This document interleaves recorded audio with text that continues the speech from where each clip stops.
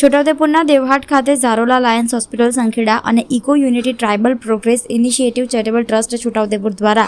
જિલ્લા આરોગ્ય શાખા છોટાઉદેપુરના સહયોગથી આજે નેત્ર તપાસ તેમજ ડાયાબિટીસ, બ્લડ પ્રેશર તેમજ ટીબી રોગના નિદાન સહિતની તપાસ માટે સર્વ રોગ નિદાન અને સારવાર કેમ્પનું આયોજન કરવામાં આવ્યું હતું,